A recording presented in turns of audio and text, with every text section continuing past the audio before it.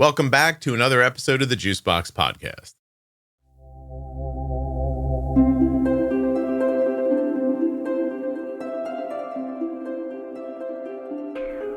Charlie had gestational diabetes with all three of her kids. And she probably actually had type 1 during the third pregnancy. We're going to talk about that and a lot more on this episode of the podcast. Nothing you hear on the Juicebox Podcast should be considered advice, medical or otherwise. Always consult a physician before making any changes to your healthcare plan. When you place your first order for AG1 with my link, you'll get 5 free travel packs and a free year supply of vitamin D. drinkag1.com/juicebox. If you are the caregiver of someone with type 1 diabetes or have type 1 yourself, please go to t1dexchange.org/juicebox and complete the survey. This should take you about 10 minutes and will really help type 1 diabetes research. You can help right from your house at t1dexchange.org/juicebox. Don't forget to save 40% off of your entire order at CozyEarth.com. All you have to do is use the offer code JUICEBOX at checkout. That's JUICEBOX at checkout to save 40% at CozyEarth.com.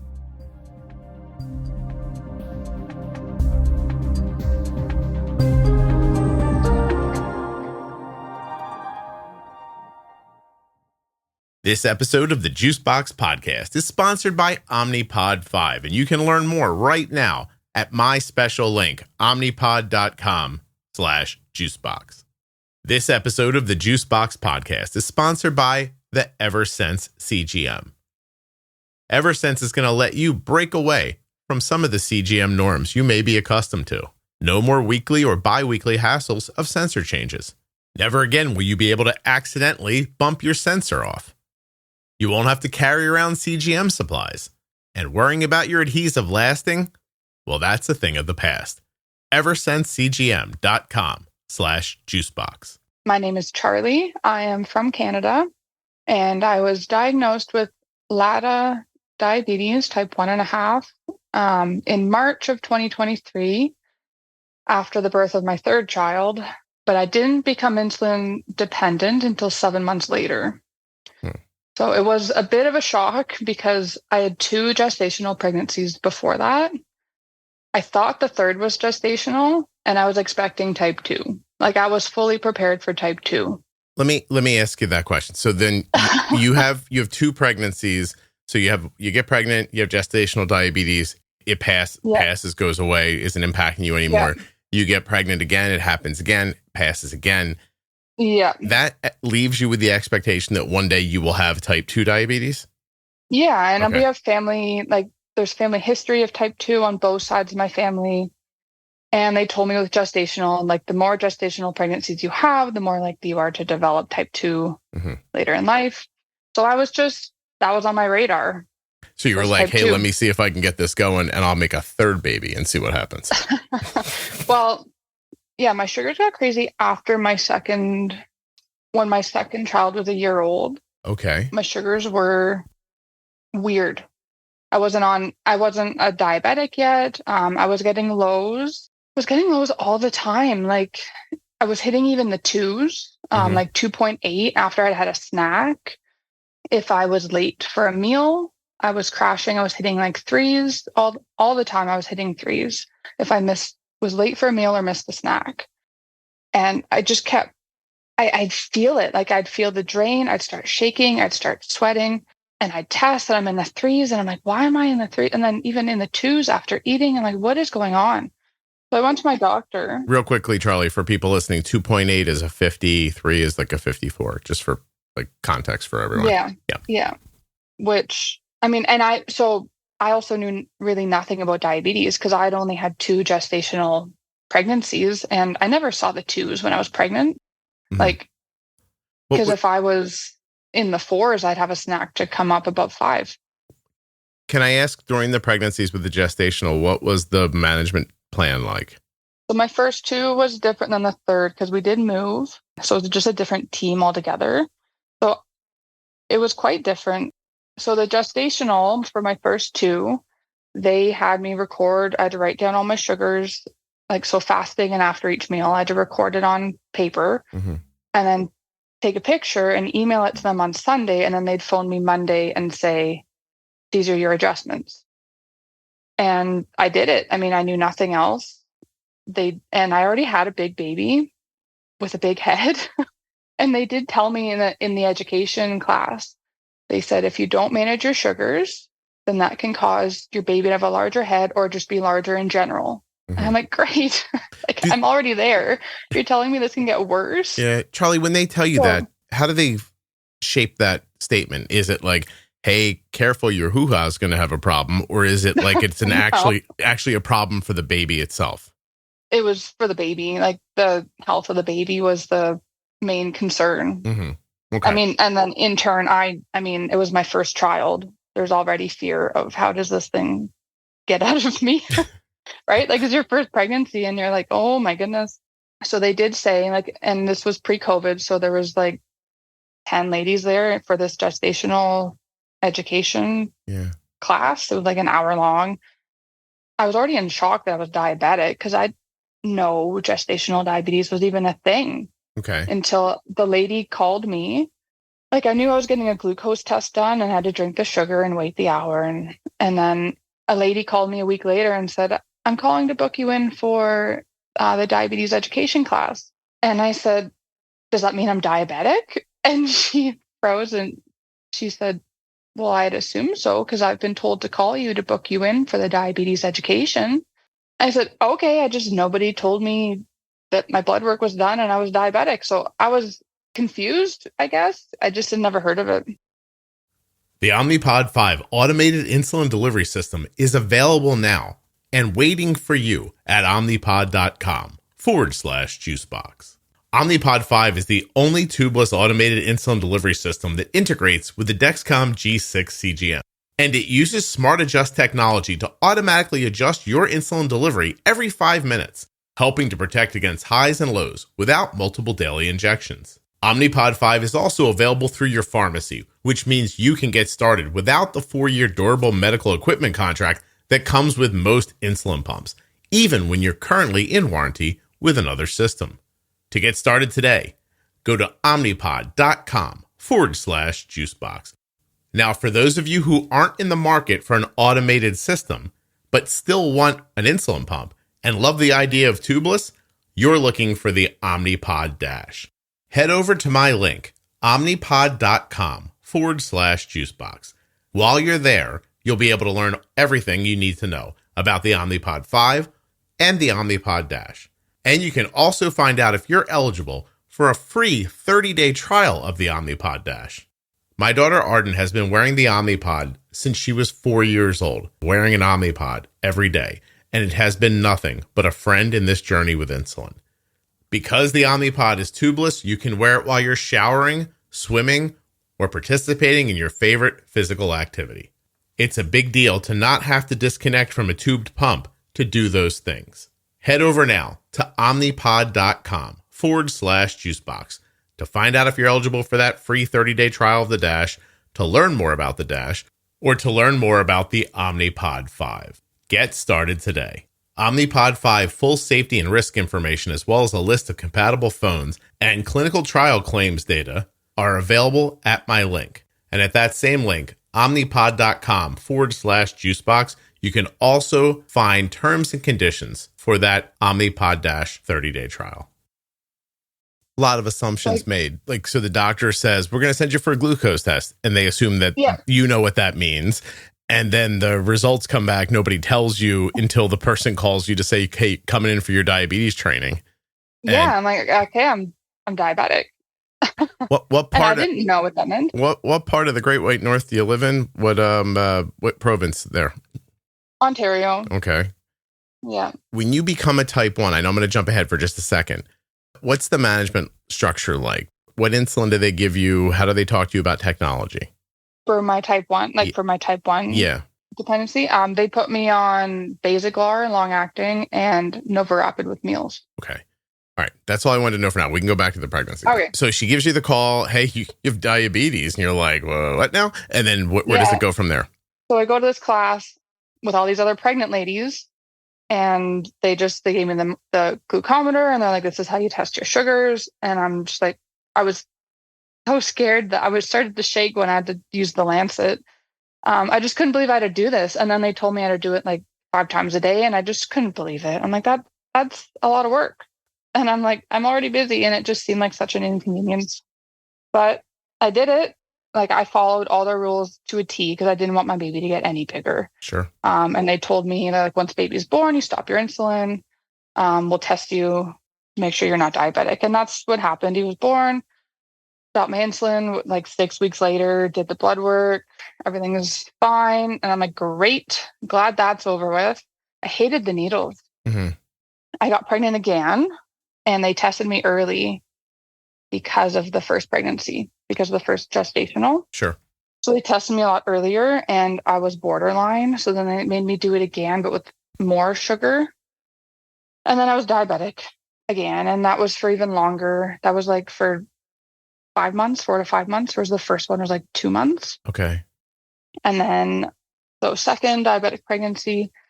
Then after my second was born, I never got tested. I just didn't do it. I don't know. I never went back for that postpartum follow-up. Can we talk about the kind of this psychological aspect of all this? Hey, this is horrible. I can't believe I have to do this. I don't like needles. I'm not following up after my second pregnancy. Is there a reasonable expectation that gestational diabetes is just a momentary thing and it just goes away and it went away last time? So why should I possibly need to follow up a second time? It's going to happen again the same way. Yeah, I think that was it. I mean, there was also COVID. Okay. Which I didn't want to leave the house. I had a baby. Mm-hmm. That was, a minor factor, I suppose. No, I just didn't do it. I had my glucometer, so I was able to check every now and then. And I'm like, my sugars are fine. I'm like, I'll be fine. So I never did it. Baby's a year now. So this is March 2022. Mm-hmm. And that's when I started getting weird sugars. All these lows. By that, you mean lows. Okay. So lows. I just want to be clear. And not that I'm questioning you, but because this has been in my head lately, as I've been watching people in my personal life ignore their significant health issues. That's not what you were doing. You weren't doing out of sight, out of mind. I'll whistle and it won't, nothing like that. Okay. No. Okay. No. So, it went away the first time. And like I said, I was checking my sugars. I would randomly check. Yeah. And then I just reached a point. I just didn't go back because I'm like, my sugars are fine. I wasn't being ignorant about it. My sugars were okay when I tested them. So I know I should have gone. It's not that big a deal. It's just another blood work test, but I didn't. No, I'm not listen, Charlie, I'm not breaking your snowballs or anything like that. No. Yeah. I just got to watch somebody recently walking around with like 350 blood sugars, a type 2. And they've lost like 100 pounds in the last 12 months. And they're just not doing anything about it. No, and I'm genuinely fascinated by every sign points that I'm dying and I'm just not going to do anything. And the person knows, by the way, they're not doing anything to lose weight. They're actually eating voraciously, which of course makes sense because they're probably in and out of or on the verge of DKA with this type 2 all the time. And now they're finally going to a doctor. But as I spoke to them about it, like face to face, could really see in their eyes, I couldn't tell. That's why I asked you, like, I couldn't tell. Was it just like blissful ignorance or was it, or was it, I just don't understand this? No, if I had numbers that high, like with my pregnancies, I rarely went over 10, which is 180. Yeah. Like 10 was bad. Like that was above target for pregnancy. And so I never even knew how high blood sugars could get until I became insulin dependent. Were you using insulin during the pregnancies, the first 2? Yes, I was. Okay. Yeah. Did they have you shoot like a fast acting for a high blood sugar or were you taking a basal? So the first 2 was different. Like I said, so they had me on Humulin N, which was my long acting, but that was like an 8-hour duration. So I had to do that. It was gradual. At the end of the first pregnancy, I was on 5 units of Humulin N in the morning, 4 units at bedtime, and then Humalog with breakfast, lunch, and dinner. Okay. 6 units at breakfast, 2 at lunch, and 6 with dinner. Did they have you eating a certain amount of carbs? Oh, yeah. There was a specific this many carb choices So you had to have like breakfast, snack, lunch, snack, dinner, snack. Oh boy. Was it too much at points? Were you like, oh my God, I can't believe I'm eating all this food, or was that okay? Yes, because it was not okay. I already naturally ate lower carb. Okay. Like I was not following by any means a strict low carb diet, but I just ate like whale meat, seal, penguin, stuff like that. Yeah. Yeah. The norm, the usual. Yeah. Moose, right? You probably moose jerky. Am I right? Yeah. Polar bear jerky. Wash that down with a nice glass of crude oil. I don't know a lot about Canada. And a beaver tail. A good old beaver tail. Beaver tail. So too much food for you, but you're keeping up with it. Oh man, it was so hard because I already, like I said, ate low carb, and then my baby was huge. I didn't have room in my stomach for that. Like for the baby and the food. I didn't. The indigestion I had, and I struggled. I'm like, look, I can't eat this volume of carbs. Yeah. Like it's because then you can't just eat the carbs. You have to pair it with protein, and I forget exactly. How big were the babies, Charlie, when they came out? The first one, the second one. Well, my firstborn was 8 pounds 13 ounces. Okay.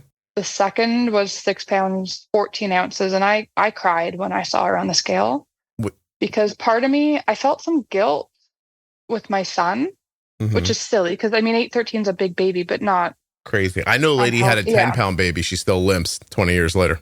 Oh my God. Go ahead. But I just wondered, like, is he that big? Because he was 11 days early. So you thought, oh, I did this with the blood sugar thing. You felt like, yeah, because I was looking back with what I knew then, looking back at my blood sugars, they were high. Like I was 12 after that sugar drink, and I'm like, how long did I go without managing my diabetes? Like they caught it there, but was I already diabetic for a month before, and we didn't even know because with your first pregnancy, they don't test you till the 3rd trimester. Today's podcast is sponsored by the Eversense CGM. Boasting a 6-month sensor, the Eversense CGM offers you these key advantages: distinct on-body vibe alerts when high or low, a consistent and exceptional accuracy over a 6-month period, and you only need 2 sensors per year. No longer will you have to carry your CGM supplies with you. You won't have to be concerned about your adhesive not lasting, accidentally knocking off a sensor, or wasting a sensor when you have to replace your transmitter. That's right, there's no more weekly or bi-weekly hassles of sensor changes, not with the Eversense CGM. It's implantable, and it's accurate. EversenseCGM.com/juicebox. The Eversense CGM is the first and only long-term CGM. Eversense sits comfortably right under the skin in your upper arm, and it lasts way longer than any other CGM sensor. Never again will you have to worry about your sensor falling off before the end of its life. So if you want an incredibly accurate CGM that can't get knocked off and won't fall off, you're looking for the Eversense CGM. EversenseCGM.com/juicebox. And that sugar, that glucose is supersized in the baby? Is that what it's doing? Yeah. You know what they say. Yeah. Charlie, I have to tell you something. As many of these conversations I've ever had, I don't know that I've ever just said, what happens with the high blood sugars and the large babies? Like, what's the actual function of it? Well, it's interesting. I'm going to figure that out today because... Yeah, so they told me, like, it can affect their development if it's really bad. Cognitive development. But then just overall, I suppose. Okay. And then it just makes them larger. Like, they're just bigger. They just put on more weight, is my understanding.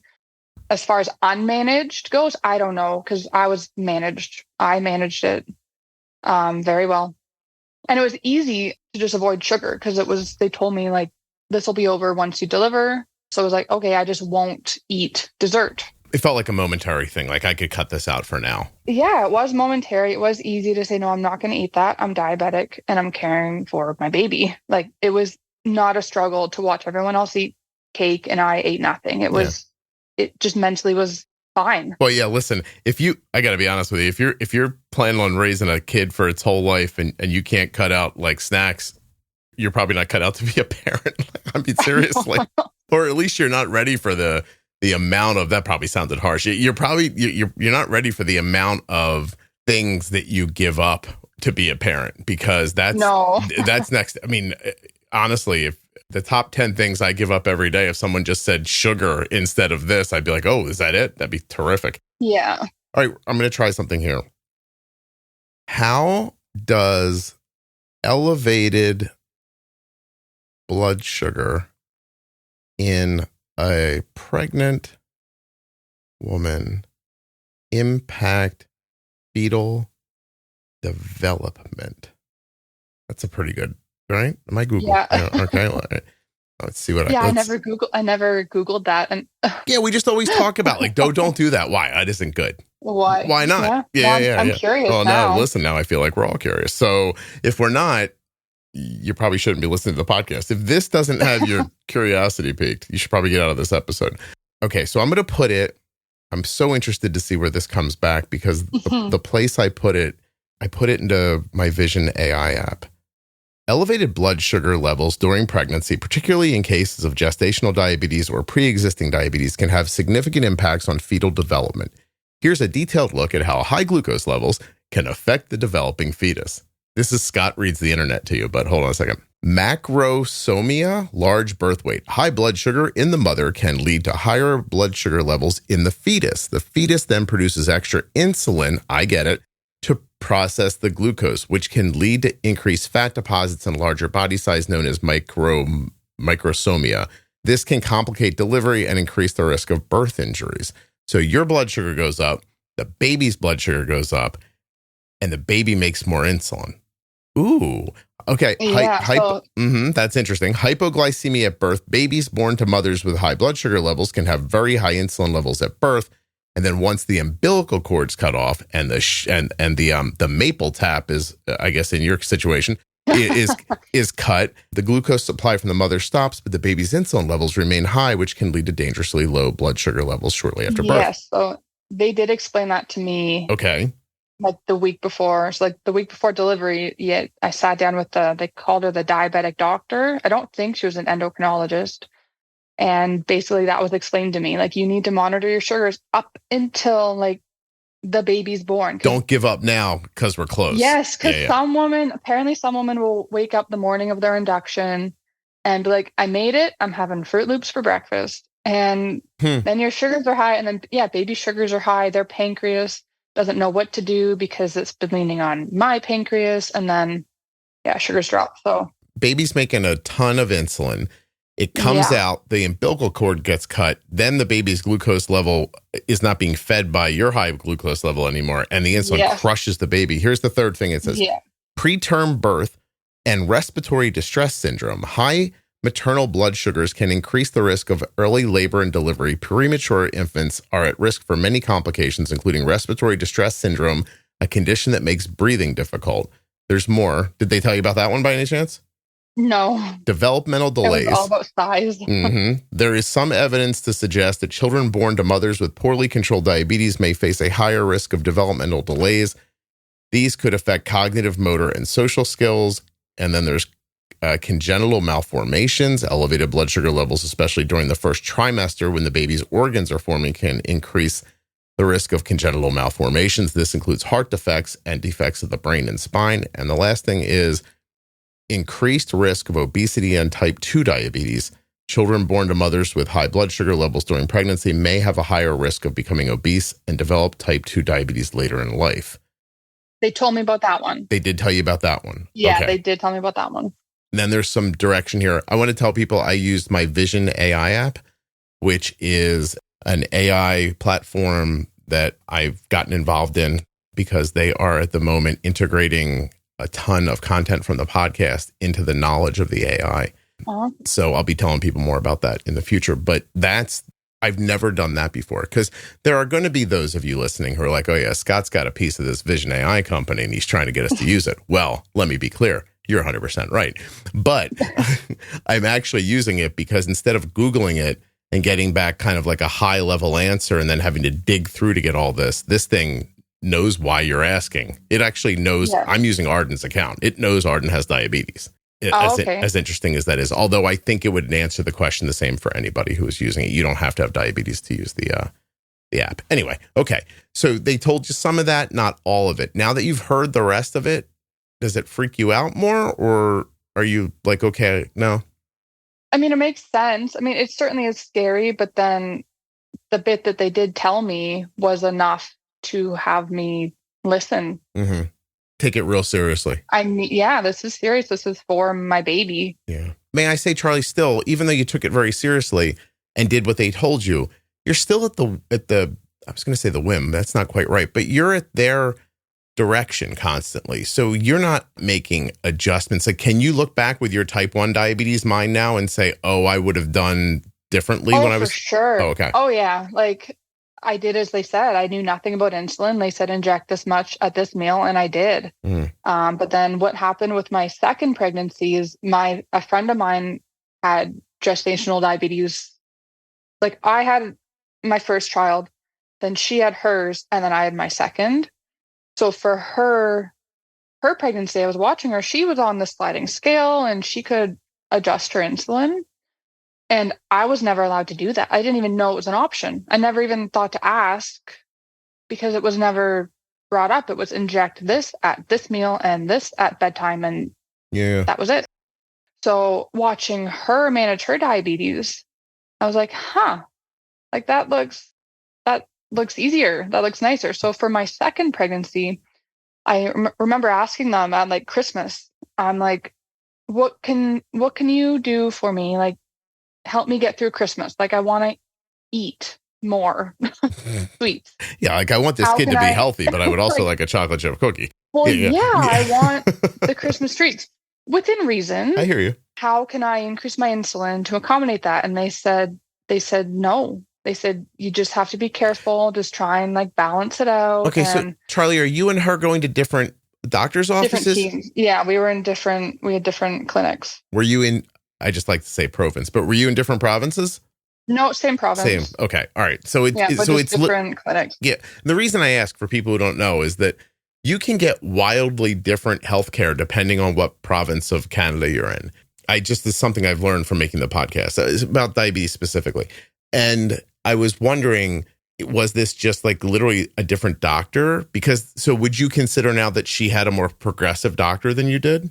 I don't even know. Like, I wonder if my team, like everything I know now, if my team was a bit dated, I suppose, and even just the insulin they used. I had heard later that, what was it, Humulin N and Humalog are kind of older insulins, and the NovoRapid Levemir are kind of newer. I mean, I don't know if that's true. I never looked it up, but I had heard that from my third pregnancy team because that was a different team.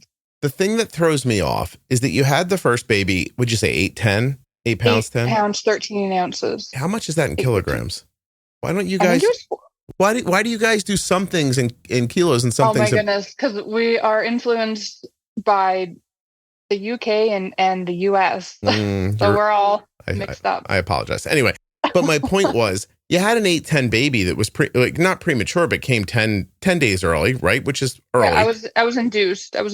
because of the diabetes. Oh, because they were like, we got to get this Zeppelin out of you, is what they were thinking, right? Right. Okay. Apparently induction. So induction's normal with the gestational because the last week or two is when your sugars get really hard to manage. So they just don't even let you go there. So then what I wonder is when you come to them with your second baby and say, hey, I got a friend over here seems to be doing a more adaptive thing, using more insulin, more targeted. How do they not look and go, well, she did have an 8 pound, 10 ounce baby. We had to induce her, like worth a roll. But then your daughter was the other way though. How is that? Like, how do you? Like, she was smaller. So I did wonder, okay, my third child was not even smaller, but she was 8'4", I think. But yeah, when my first daughter was born at 6'14", I remember just the relief of like, I did it. Yeah. Like I did it. I grew a small baby. And now she was early too. She was 2 weeks early, but she came on her own. She came 2 days before her induction date. So she was a solid 2 weeks early, I believe. Can I share with you? I almost cried when you said that. That feeling that I did it. It feels. I did it. Yeah. Yeah. It's making me emotional remembering because I experimented a bit with that second pregnancy because I'd witnessed my friend do her adjustments and whatnot with my second pregnancy. When they said, no, you can't increase insulin for Christmas, I did it anyways. You were like, I bet I could. I'm like, I think I can. Just going to push this a little harder. Well, there we go. Yeah, and then I never wrote it down. I just lied on my sheet because I had good sugars after. Yeah, I bet you did. Or like date night. Like if we had pizza night, guess what? I actually had pizza night. I just increased my insulin a little bit. You have pizza in Canada? I had nothing to base it off of. Like I had no carb ratio. I had none of that. It was just this many units for this meal. So I would increase. Now this was I didn't do this daily. I was still quite strict with I did what they told me, but when we went out for dinner, I took a bit more insulin, but I wrote down the units they wanted me taking, and then everything was fine. What did you base it on? The extra? A gut feeling. And just a little more. I got you. And just a little more. Yeah.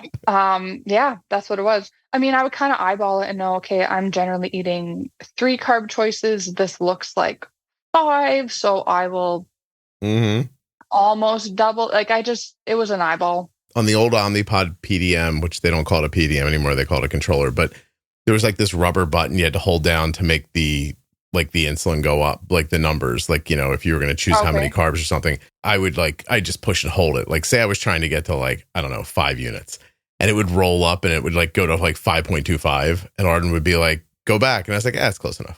And then how many times back then was I going, oh no, we've used too much insulin, but it was almost always, I don't have enough.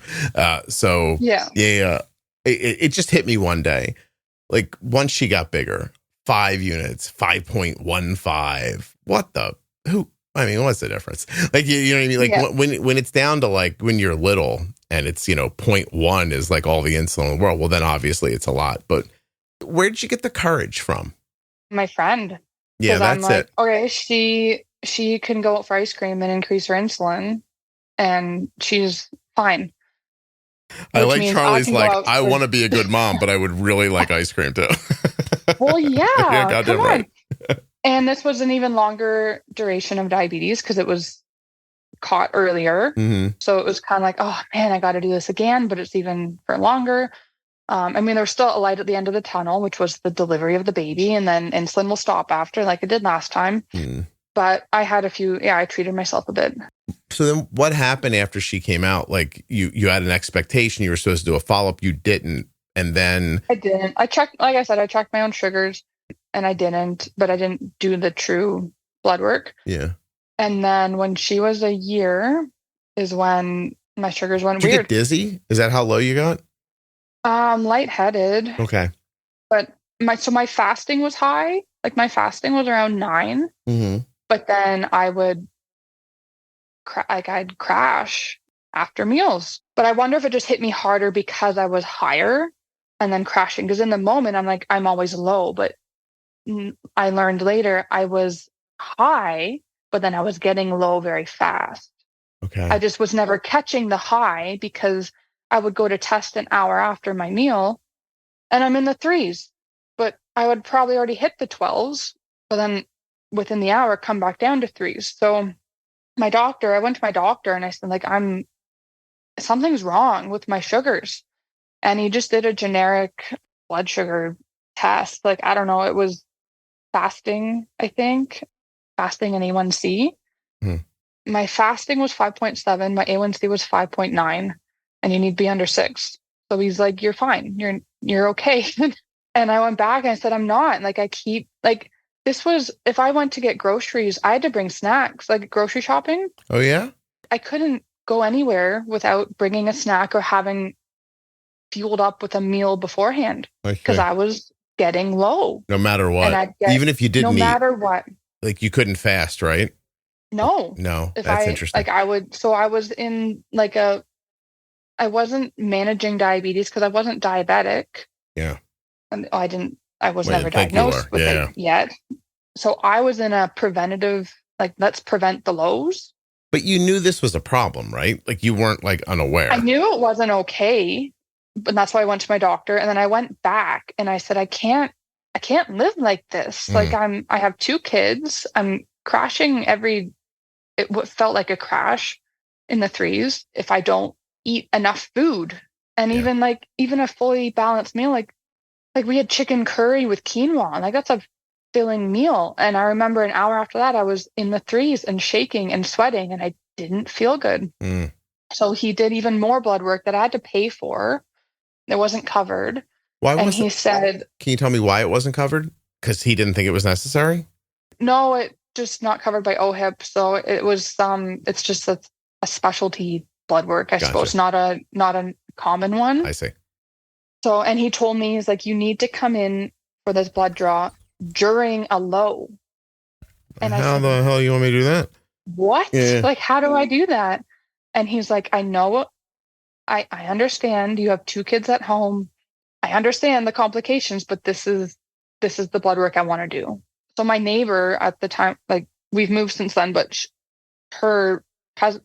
he's diabetic type 2. Mm-hmm. She's not, but I chat with her on over the fence all the time because she was retired. And so she knew everything. And I told her, and she's like, well, if a low happens, just let me know. I'll watch your kids.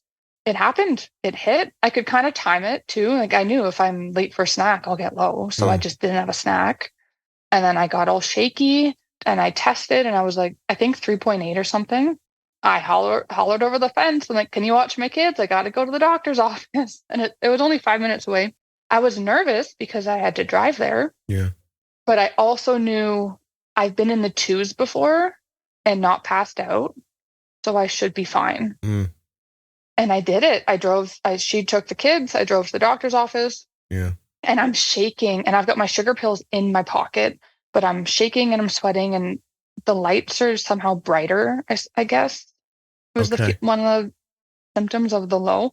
And then I go in and I'm like, I need my blood drawn now. Like I'm experiencing a sugar low. It needs to happen now. I'm uncomfortable right now. Yeah. And so she got it and she's the lab tech. She's like, but she can't just draw the blood. She has to like take the requisition and do all that stuff. So I'm sitting with her waiting and she says to me, she's like, oh, you're going to have to pay for this. And I just said, okay, that's fine. She goes, but it's pretty expensive. I said, okay, and I'm like, I can barely think. Yeah, exactly. Like I'm sweating. You're making financial decisions. And I'm nervous because I've never passed out from a low, but I mean, there's a first for everything. Yeah. And I knew I was 3.8 at home, so I've got to be lower than that by now. 20 minutes later, she said it's going to be about $500, and I was shocked. But then I said, just do it. Yeah. Like it's fine. I'll figure it out because I can't live like this anymore. So she drew the blood, and then I shoved some sugar pills in my mouth right away. My doctor told me later that it was actually only in the 4s, the low 4s. Whereas my glucometer had shown the high 3s. The blood work result from that was that my pro-insulin levels were slightly elevated. That's what he got from that. And then he referred me to an endocrinologist. He couldn't have just referred you to the endocrinologist and let you keep the $500? No. Did you get the $500 back? I did through my husband's work. I would have asked, you should have asked him if I could pay in millimoles instead of dollars, because I think the number would have been lower then. I know, right? It's only through the coverage with my husband's work that we got that reimbursed. Your doctor sounds like what they call a pill. You understand? Like, I don't understand why. I mean, you had gestational twice. It is not unreasonable to think you're going to develop diabetes. Like, why did he have to have you drive around Ontario with a low blood sugar? I know. You know what I mean? I mean, what if you would have crashed the plow? Yeah, I know. Yeah, exactly. Like, there's definitely a plow on your truck, right? Yeah. Not now. The snow's gone. But you have one, is what I'm saying. Yeah. Yeah, I know you do. Okay. All right. So I get referred to, this is March. No, this is end of June. I had that blood work done. So I get referred to, in 2022, I get referred to the endocrinologist, but by the time I get to the endo, I'm pregnant again. And I noticed right away when I was pregnant, the lows stopped. It was immediate. Because your blood sugars rose. They were high. Yeah. So whereas before my fasting was around 9, and then I was, like I said, in the 3s very often. I mean, sometimes 4s and 5s. Like it happened. It was just rare. Can I ask real quickly, the time between the first pregnancy and the third pregnancy, how long is that? So my first was born September 2019. And my third was born March. Are you making a hockey team? What are you doing over there? I know, right? Yeah. We did it. We committed. Are you done now, or are you just going to go for like a 5 or something like that? I love 4. I've always loved the idea of 4. Okay. But the diabetes has certainly cooled down my baby fever. It kicked your ass a little bit, huh? We shall see. We shall see. I'm currently focused on me and my diabetes, and then we'll see. That's okay. I mean, I don't know. Yeah, no, 3's good. You've added to the total. Well, don't worry. Oh, yeah. But okay, I'm sorry. So okay. Now you're pregnant again. No low blood sugars. No lows, none. So my fasting was still around 9, but then I was like 10, 11, 12 after my meals. So I went to the endocrinologist and she's like, how can I help you? And I said, well, these are the reasons why I was referred here, but I am now pregnant. And she said, okay, so we need to ride out this pregnancy as a gestational. And then after delivery, we will go back to what's going on. We'll see what happens. So I was 3 weeks pregnant when I had that blood work done, and my A1C was 7. So this is where it gets questionable. My random sugar at the time was 12.8, and my A1C was 7. And they said, well, you're only 3 weeks pregnant, so your pregnancy doesn't have much effect on your A1C. So your A1C reflects that you are diabetic, but because you're pregnant, we can't truly diagnose you as a type 2 diabetic. Even though it was only 3 weeks, you're probably type 2. We'll just have to wait for... I mean, it doesn't matter. delivery. You're going to manage it the way you're going to manage it, right? Yeah. So, yeah. Well, I had my next endo appointment. It was a few weeks later, and I was thinking, I can't go a few weeks double digits here. Like, I need insulin. I know I need insulin. And she said she didn't say we're going to try to get your blood sugar down, because for people listening, a 12.8 is a 230 blood sugar and an average like 9.5 A1C. So I don't understand. Like she knew that about you, but didn't say we're going to use more insulin and be more aggressive.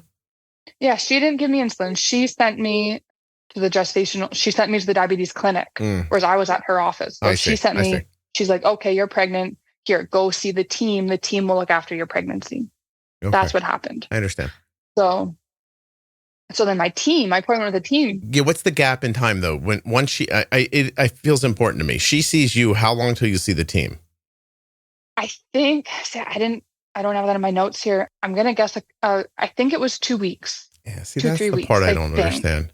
It really is the part I don't understand. Always, Charlie, about all these stories. I didn't understand it either. So I phoned them. Now this is a new team. Remember, it's not because we moved. So it's they don't know me. Right. Whereas my other team for the second pregnancy, they knew me. So I ended up phoning them saying, my appointment's in whatever it was, 2-3 weeks. I want insulin now because I know I need it. These are my numbers. And a different endo called me and he's like, look, I can't just give you insulin. I don't know who you are. But he asked me a bunch of questions and I answered them all. And he's like, okay, yeah, here, here's your prescription. So he did give me insulin before I had my first gestational meeting with them because I called and basically demanded it. I'm like, these are my numbers. I need insulin and I know what to do. So he did give me insulin before I met him. And then I had my appointment a few weeks later. And this was different management. Like they had me titrating.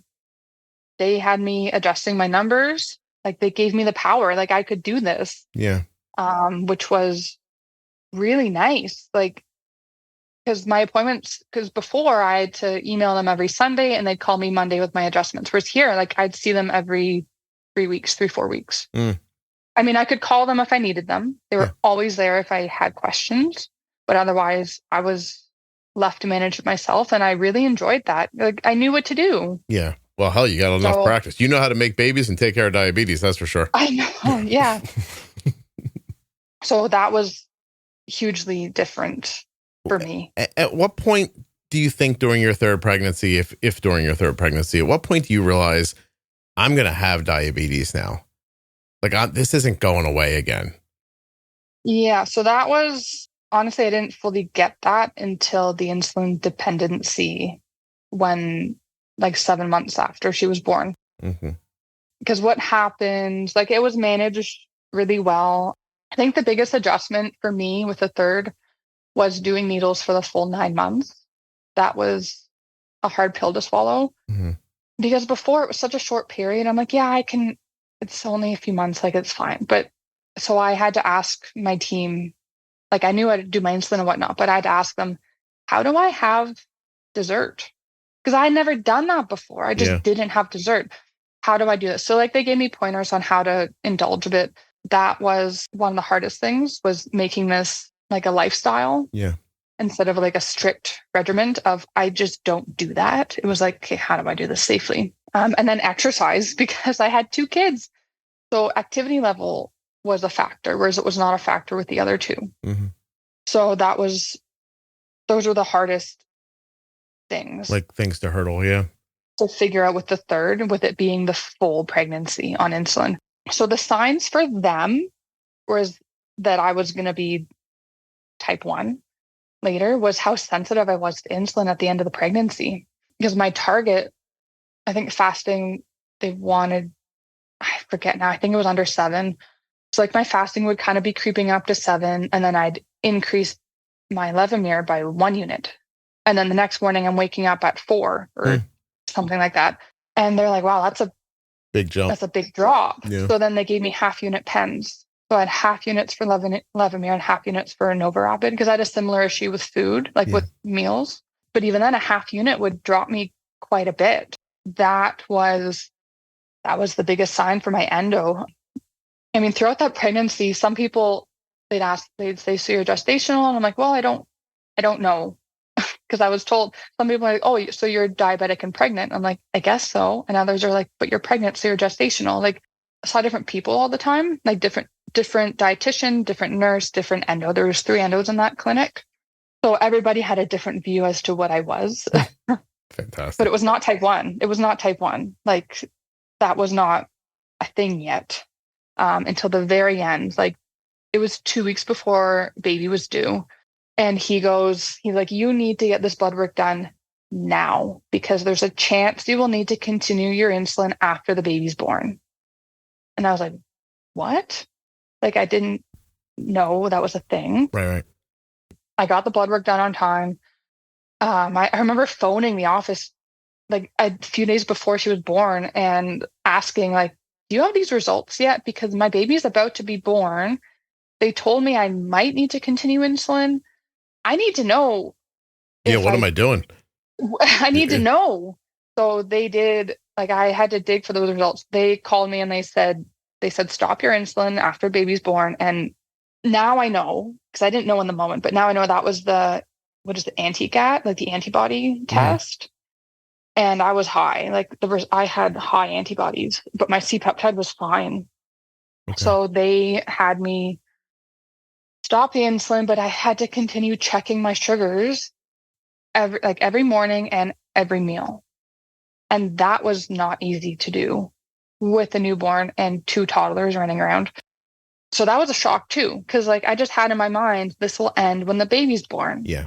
And then baby's born, and now I need to remember to check my sugars an hour after every meal. So I have these timers set, and the timers are interrupting. Like, I want to have a nap. I just had a baby. Like, sleep when the baby sleeps. Well, I would, but my alarm is about to go off because I had my lunch an hour ago. So I'd have to either skip a blood test, turn off my alarm, not test my sugars that time, have a nap, but then feel kind of guilty because I'm not collecting this data that my team needs to figure out what the heck is going on with me. Right. Because I did not want those daily lows to happen again. And I knew, I'm like, I need to give them this information so that they can diagnose me. Like, what's going on? That can't happen again, all those lows. So I was testing after every meal. Dinner was awful because the dinner alarm, like the blood check for after dinner, was very often during bedtime with the kids. So it just sucked. It was just constant interruptions testing my sugars. And then so she was born March 7th. I had my first follow-up in early April, and that's when they said, you're type 1.5. And I'm like, what? Like, I'd never heard of that. Like, never. So they tell you LADA and LADA. Yeah. Well, yeah, type 1.5. 1.5, yeah. right. And so has that persisted? Like, is that what they tell you today, or today are they just saying you have type 1? Well, they don't depend. Some people say LADA. Some say, well, LADA is type 1. Yeah. I mean, do you have any honeymoon at all? I don't know. I wondered about that. I didn't know if I was it was the first few months of being on insulin was just a blur. And I don't know if I was honeymooning or if it was just my monthly change from sensitive to resistance. I don't know. My endo did at one point say, he said, you're not honeymooning, because honeymooning is when you go from needing insulin to needing no insulin. Well, less. And he's like, yeah, not none, but less. So he said, because I do get quite sensitive on my period and resistant the week before. So he's like, you're not honeymooning, you're just sensitive. So I don't know. I mean, I don't know. Just another gray area. Yeah. No, I mean, listen, what I'm saying is, how long has it been since you had baby 3? A year and a bit. Okay. And do you forget, like, within the month, like consistently over the last couple months, do you use the same amount of insulin in a month? Yeah. Yeah. I mean, I don't think you're honeymooning then. Like, I mean, you have hormonal impacts that ask for more or more insulin or less insulin, but that's not a honeymoon. Yeah. A honeymoon would be like all of a sudden for, days or weeks with no other impact at all. You're using like sometimes significantly less insulin, or out of nowhere in the middle of the day, all of a sudden you bolus and then it's like, oh God, I didn't need to do this like usual. Like that's more more of a sputter and like a sputtering, ending of your pancreas is its ability to give you insulin. Yes. Like I don't think I honeymooned. I don't think so. Or maybe I was honeymooning through the pregnancy and you wouldn't know, but it was drowned out by the pregnancy hormone. I don't know. Yeah. But he told me, he's like, you are type 1.5. He said that starts out like type 2, but then turns into type 1. And he said, I don't want this to hang over you, but I'm going to give you a ketone meter. And he's like, because a severe, a bad case of the flu could be what turns you to type 1, something like that. And it didn't hang over me because I didn't know what type 1 management looked like. I had no idea.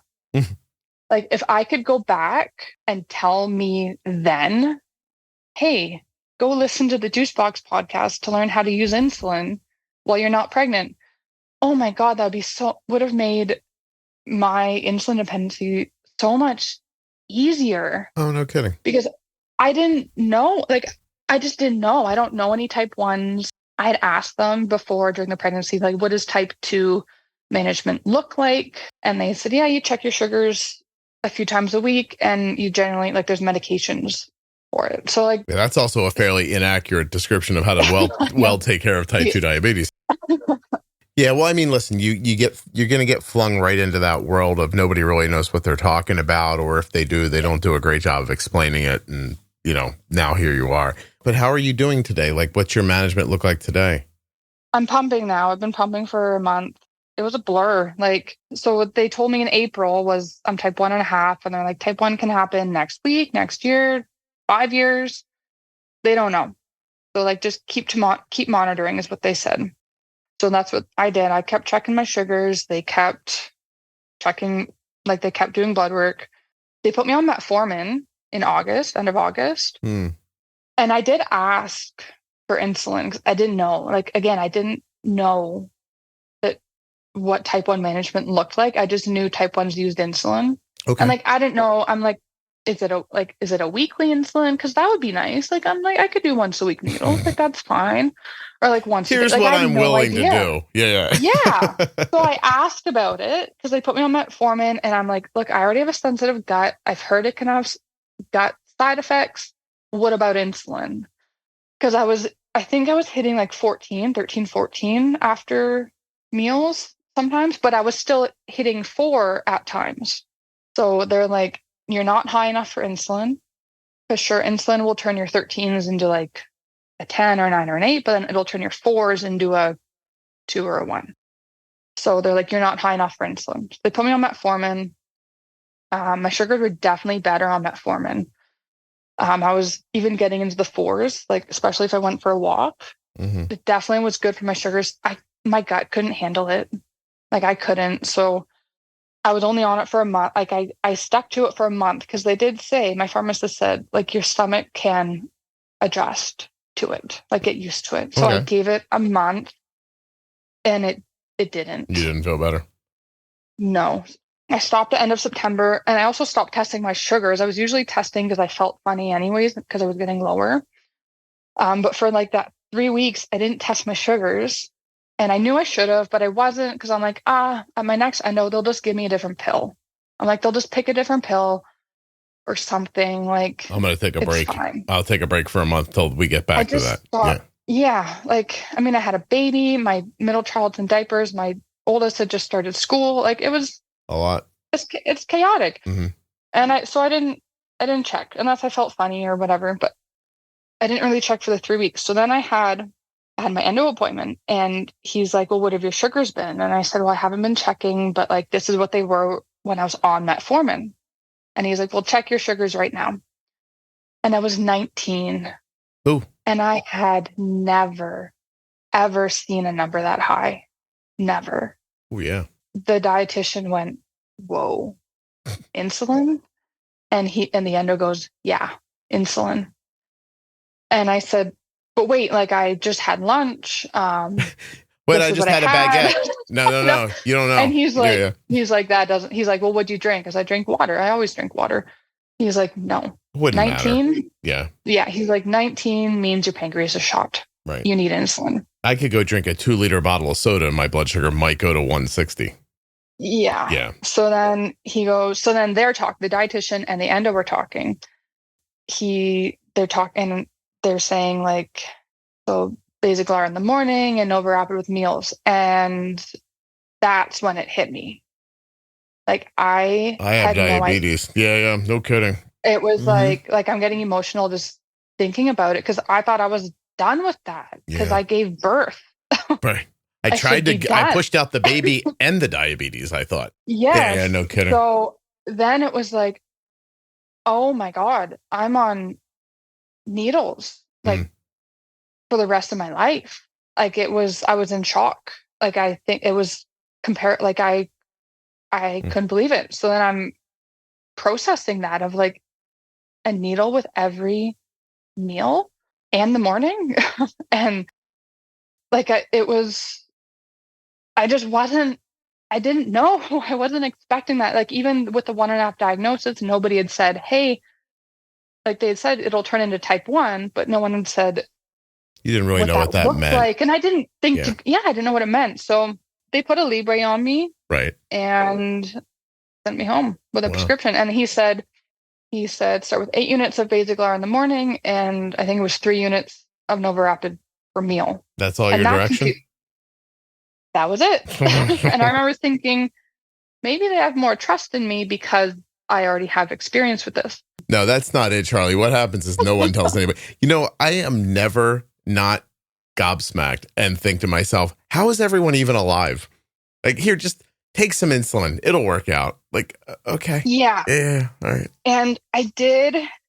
So I went into this overconfident. I know that now because of my gestational.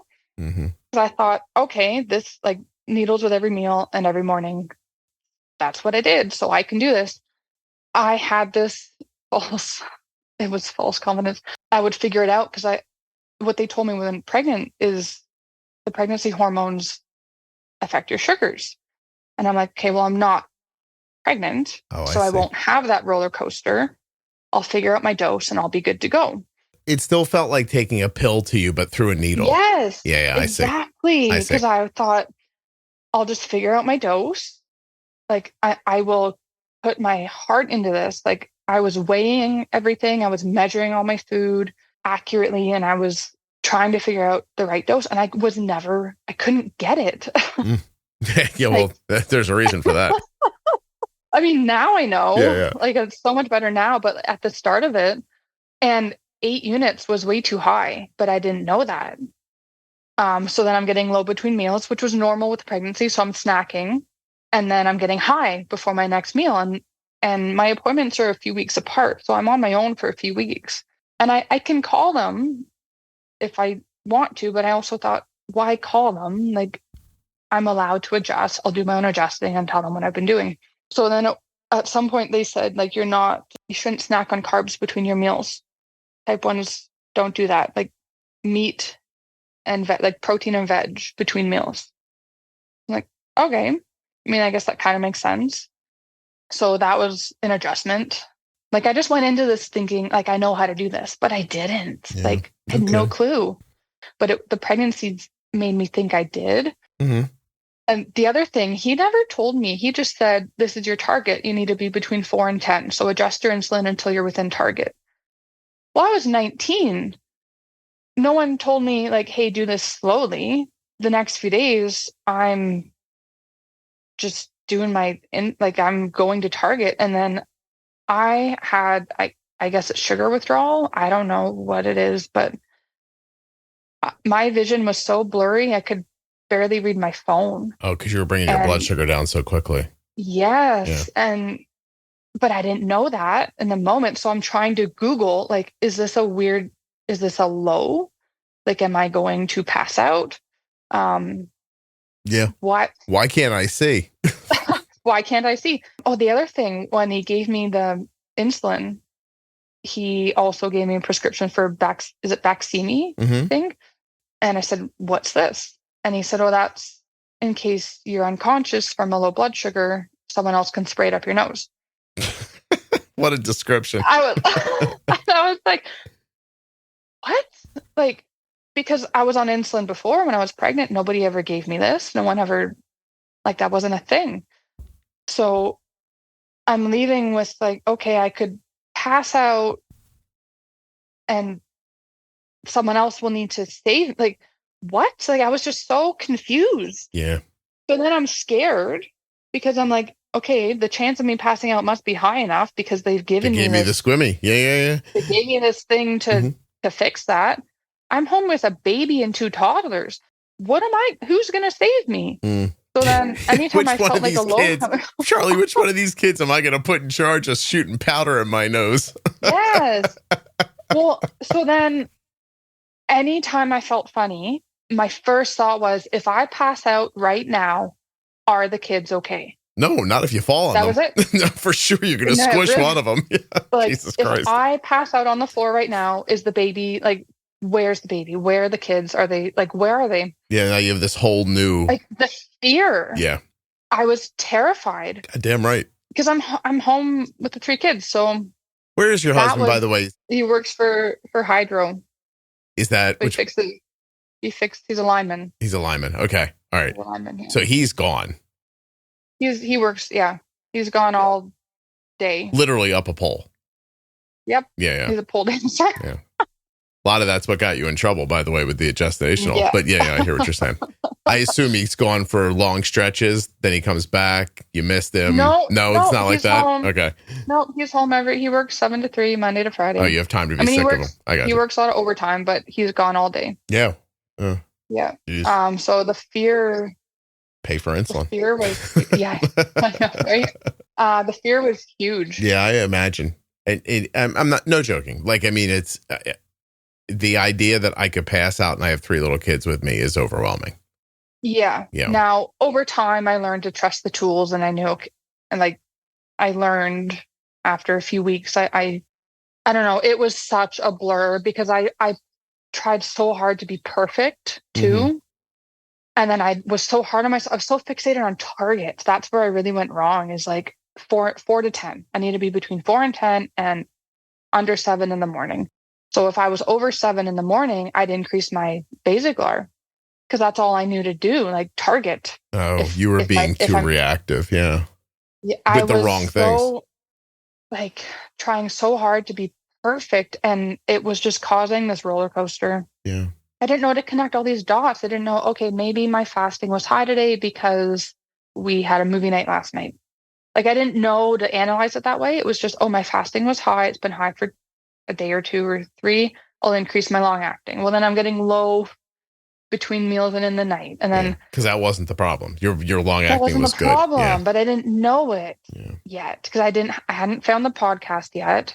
I was stuck on it with my gestational experience. Like, that was the only experience I had. So I was kind of, that's what was guiding me mostly. I mean, I had my team, but that's only a 1 hour-ish appointment every few weeks. Yeah, and they're not all that helpful. Let's be honest.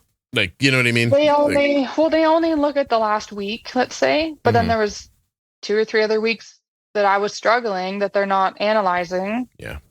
To tell me where I'm going wrong or not. And I didn't know about compression lows. Like, I'd prick my finger a few times during the day and be like, hey, can I trust this thing on my arm? And it was accurate. So I'm like, okay, I can trust it. I didn't know about compression lows. So I'm getting these lows in the night. I'm just getting up and drinking juice because I didn't know to question it, like a compression low, until the one morning I woke up and it's screaming that I'm like 3.9 and dropping. And I'm like, I don't feel that. I don't think that's right. Yeah. So then I tested and I'm like 7. I'm like, my God, like now I can't even. Now you feel like you can't trust that. Thing. No. There's a cascading thing that happens as you're learning. And I'm always fascinated when somebody thinks to grab a different meter and test their blood sugar again. And then they see the 2 different numbers and that like frozen feeling it gives you of like, well, if that one said 83 and that one said 105, then what am I? And then, these are all what they call come to Jesus moments when you start really understanding, what this is going to be and you accept it. That's really the big part. It's just the acceptance of it. Charlie, I appreciate you sharing this story with me very much. Is there anything we didn't talk about that you wanted to? Because I'm up on time, but I was just looking at the time. We didn't even make it to my pumping. Nah, see that? No. Well, you did I don't know how interesting this is to people.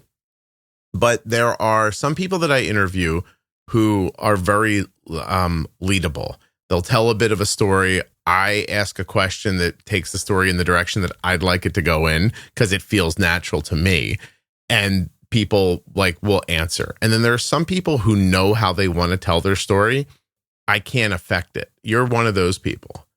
So in the beginning, in the first 10 minutes, if anybody wants to listen back for a podcast lesson about how to interview somebody, I tried to do what is most comfortable for me.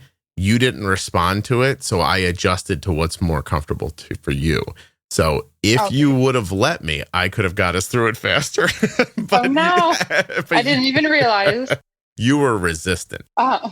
But not in a bad way. I've learned that it's better for you to tell your story the way you want to tell it than for me to cram you into my style, because then every time I've tried to do that, it makes people... they're on, I don't know what the word is, but it's not as smooth. So I don't do it. Anyway, I think you did a great job, and then we'll say, and you moved to pumping it happily ever after. Not quite, but. Not quite? You're still getting it? Hopefully, I'm only 6 weeks in, so what are you using? Been a learning curve as well. You're using Omnipod? No, Tandem. Control IQ, Mobi? Yes. Regular? So there's only 3 pump options in Canada. Mm-hmm. And so Medtronic, Tandem, or Omnipod. So it's Tandem T-Slim. Okay. Is what I'm on. And you're still figuring out T-Slim. Have you tried the Control IQ Ninja episode? Not yet. Ooh, you would want to find that one. That's a good one. Yes. Okay. For sure. All right. So G6, Control IQ on the T-Slim, and you're just getting into it now. You're digging in and learning. Yeah. So I'm following the rules of the pump to try and just see what the pump can do, testing the boundaries, like, hey, if I eat this, can Control IQ control it? Mm-hmm. That kind of thing. And then I know in time I'll start maybe baking some carbs. I've heard people will do that. Stuff like that, like breaking the rules of the pump, I suppose. You should check out that episode. I'm going to tell you what episode number it is. Hold on a second. It's on my to-do list for sure. Okay. It's 662. Wow, I have 4. I have 3 episodes with the word ninja in it. I have Control IQ Ninja 662. Somehow, episode 290 from 2019 is called Theoretical Ninja. And then episode 800 is Lazy Control IQ Ninja, which I remember. This woman's like, I want to come on. Like, I heard Control IQ Ninja, and I really and as she was describing it, she's like, I'm more of a lazy ninja. That's hilarious. Yeah, I need to listen to more pumping episodes for sure. Yeah. Understanding how, even understanding how Loop works and Omnipod 5 works and all of the different algorithms, like just getting a vibe for how algorithms work helps you to understand how your specific one is doing what it's doing. Yeah. Even if they're not exactly apples to apples, you need to understand, no matter how your system does it, that concept of raising basal, lowering it, taking it completely away, giving it back again, like this constant dance that's going on with insulin. Little micro boluses with some of them, bigger boluses with some of them. Like, how is it, like, Loop sometimes will put all the insulin in, like, for a meal and then completely just take away the basal for hours and work off of just the bolus, and then suddenly starts reintroducing the basal. It's interesting, and you learn a lot about diabetes watching your pump do what it's doing. Yeah, I'm always going back in the history to see, like, what did it do? What did my pump do, and how did I respond? When Arden first went from just manual pumping to looping, and I had and still have the Night Scout app, and I was watching it give her insulin, take it away, and give it and take it away, I was like, oh my God, it's doing what I was doing. Because if you listen to the Pro Tip series, you hear me talk about, like, temp basal increases, temp basal decreases, like, create like black holes where there's no insulin for a little bit, like, so there's a stop a drop. And like, I talk about all that stuff that I figured out completely on my own. And then I'm watching the algorithm work, and I'm like, oh, it's doing what I was doing. That's so interesting. Yeah. How cool is that? So, and now I sleep. So, ha. Yes. Yeah. Anyway. Yeah. All right, Charlie, I'm going to let you go. I think we're definitely calling this one Beaver Tail. Okay. Because otherwise, I just have to call it There's No Chocolate Factory. And that doesn't make any sense at all. No. but I really do appreciate you doing this. And like, people don't know, but like, you had to set up all these raccoons to run on this thing to make electricity so that you could get online. And it's a lot of work to be on if you're Canadian. It's a lot of work. Yeah. So I appreciate you doing that very much. Thank you. The Great White North. Oh, please. Hey, real quick. Strange Brew. Do you know the movie? Yes. Okay. I'm now asking every Canadian that. Like, you know how I ask, like, are there any other autoimmune issues in your family? Which I didn't ask you. Yeah. Are there any other autoimmune issues in your family? No, not that I know of. Okay.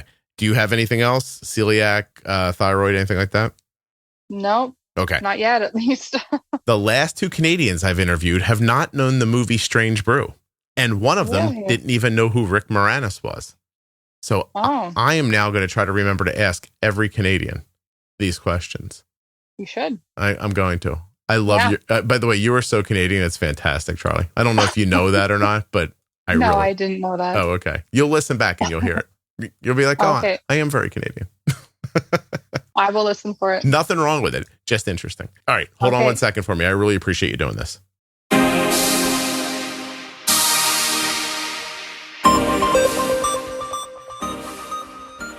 I want to thank the Eversense CGM for sponsoring this episode of the Juicebox Podcast and invite you to go to eversensecgm.com/juicebox to learn more about this terrific device.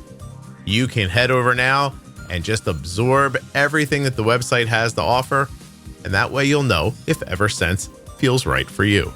eversensecgm.com/juicebox. The conversation you just enjoyed was sponsored by Omnipod 5. You want to get an Omnipod 5? You can. You want to make me happy? Do it with my link, omnipod.com/juicebox.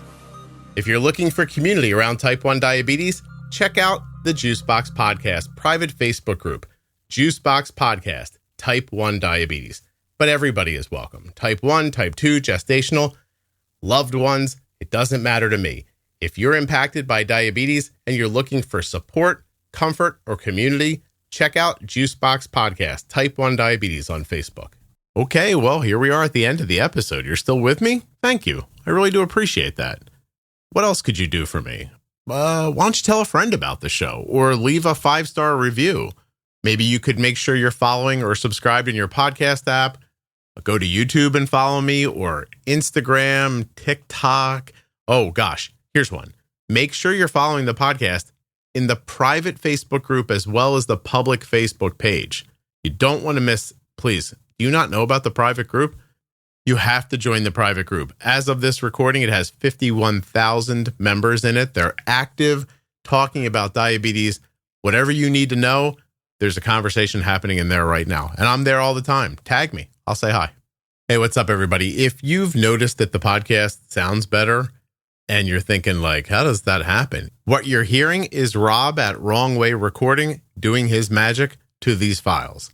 So if you want him to do his magic to you, wrongwayrecording.com. You got a podcast? You want somebody to edit it? You want Rob.